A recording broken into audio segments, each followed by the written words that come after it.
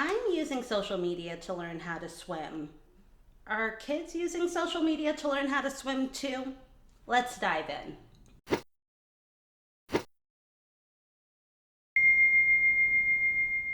Hi, I'm Sam, and this is Cultural Misfits. I love the water. I love being in the water. It makes me feel like Ariel. I love that I can't check my phone in the water. But here's the reality: I do not know how to swim. For the first time in my life, I have consistent access to a pool year round. Fortunately, they offer swim instruction.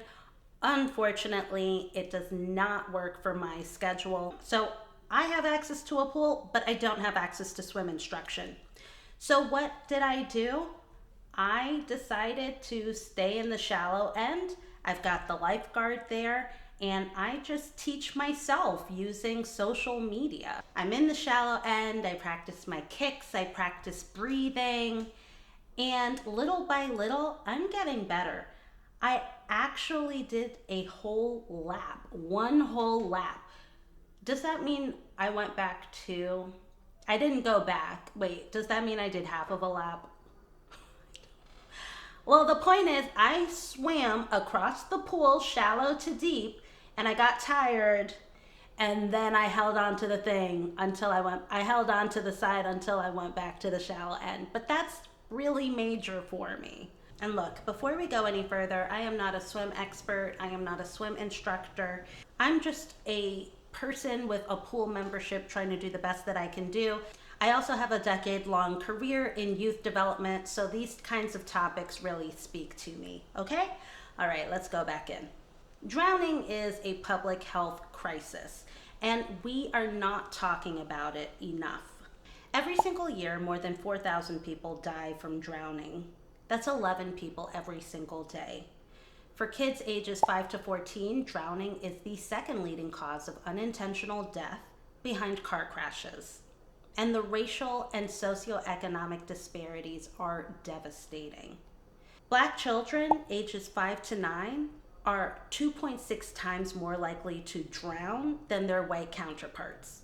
Go up to ages 10 to 14, and Black children are 3.6 times more likely to drown than their white counterparts. American Indian and Alaskan Native people have the highest drowning rates. They are 2.7 times more likely to drown than their white counterparts under the age 30. And when you look at income, 79% of children that come from households making $50K or less have little to no swimming skills. This isn't a random problem, this is a systemic problem. So, with the stakes being so high, I think our society needs to examine access to swim instruction. You might be thinking, social media to learn how to swim? That sounds kind of dangerous. That sounds like it might not be effective. I completely get it, because the number one way to prevent drownings is proper supervision. The number two way to prevent drownings is proper swim instruction. Social media is not going to address either of those issues, but it's something. And with the stakes being so high, something is better than nothing. I believe that social media could be the missing piece to this puzzle. It's community building. Your child can use social media to feel connected to peers like them.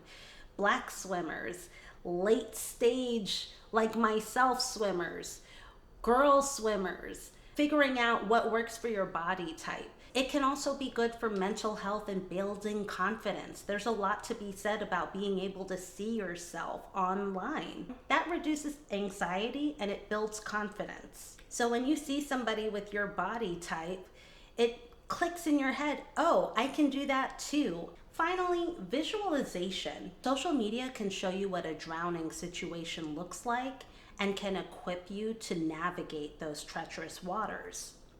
Swimming is contextual. You're not always going to be in a pool with a lifeguard. Social media can show you what it's like to navigate a river, what it's like to navigate a lake, an ocean.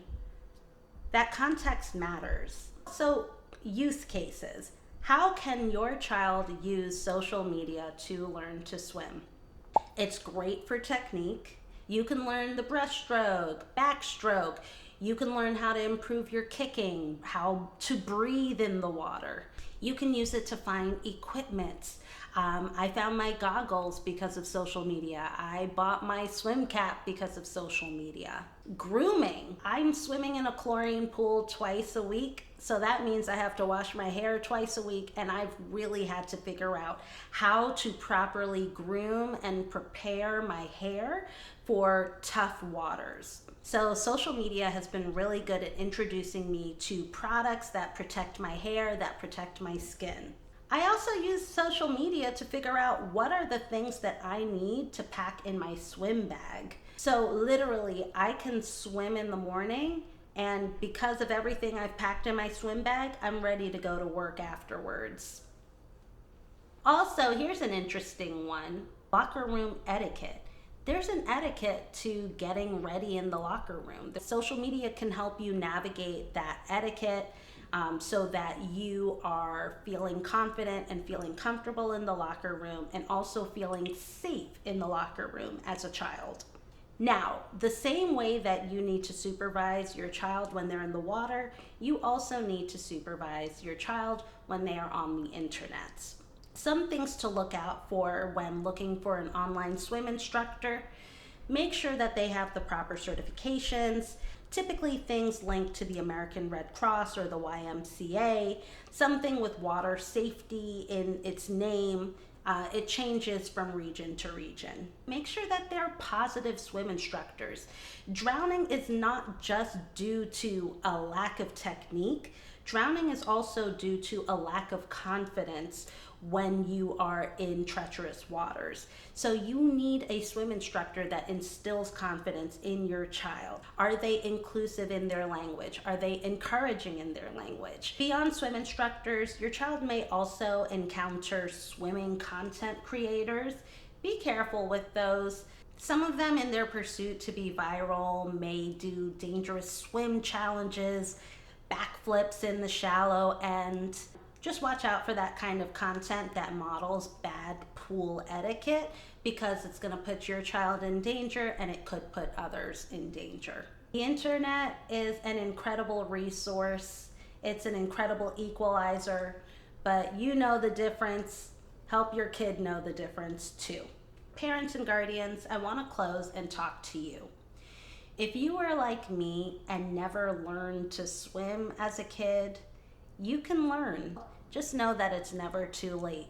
The data's clear. When parents don't receive swim instruction themselves, their kids are less likely to as well. It's not about blame. It's not about shame. It's about breaking cycles. Let's break the cycle together.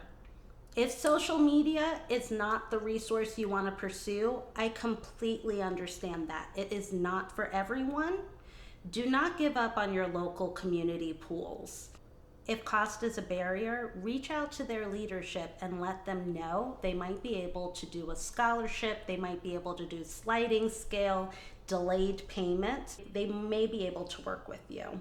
There's no shame being in the shallow end. Guess what? If you keep going, you won't be in the shallow end long.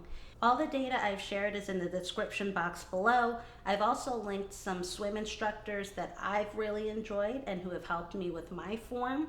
If you disagree with something or you have any questions, please drop it in the comments. Let's have a conversation. If this resonated with you, I hope you share it with a parent, a caretaker, a teacher. Thank you so much for watching. Until next time.